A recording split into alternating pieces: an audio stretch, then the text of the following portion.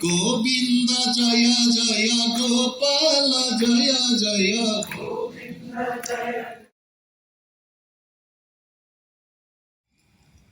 भगवान युद्ध सरीगला शांति प्रतिष्ठा हो गला आउ पांडव माने अर्जुन दिन भगवान को कहले मत युद्ध क्षेत्र जहाँ कही सब भूलीगली मत युद्ध क्षेत्र जहाँ कही सब भूलीगली से तो प्रेरणा देले युद्ध कर भूलीगली आउ थे टे कहतु ये मोर व्यक्तिगत अनुभूति कथा कहूला बेले भगवत प्रेरणा कि भगवान ही निजे मोहर खुआई दिखती निजे नुह जे निजे कहूँ कह अहंकार चली आस आजिकल तो शेष अवस्था नहीं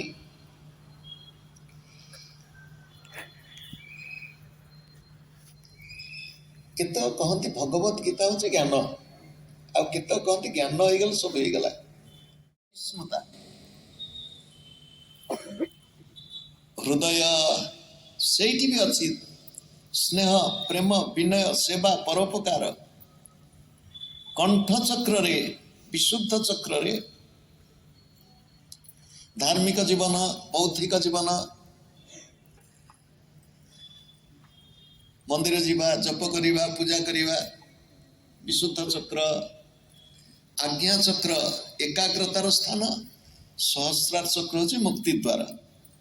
व्यक्ति मध्य ये सातोटी चक्र अच्छी साधना द्वारा ये चक्र मान को प्रयोग करा जाए क्रिया जोग साधना रे ये चक्र गुड़िक प्रयोग अच्छी एवं ये देह हूँ धर्म क्षेत्र कुरुक्षेत्र ये देह भितर भगवान कृष्ण अच्छा अर्जुन अच्छा नाभि चक्र अर्जुन आज्ञा चक्र कृष्ण अच्छा पुण्य प्रश्न हूँ दीक्षा अर्थ कौन छोट पिला दिन बसला दीक्षा समय सामने गुरुदेव ताकू देखी पचारे कल दीक्षा नब कल हाँ बंगला दीक्षा को कहते दीक्षा गुरुदेव कल दीक्षा माने कौन जान कल कौन कल देख और खा से पिला छोट छुआटा हसिला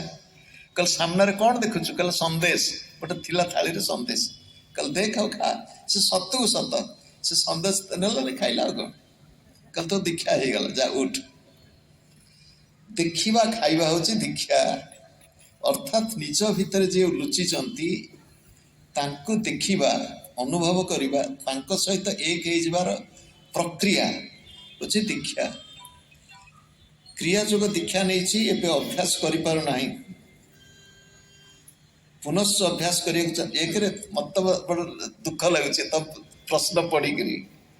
प्रक्रिया भूली गली अभ्यास स्वाभाविक नकले अनभ्यास विषम विद्या आउ थे दीक्षा नेबा कहब कि आउ थे नुह आसंता काली आसी बस जहाँ सब शिखा आउ थे शिखि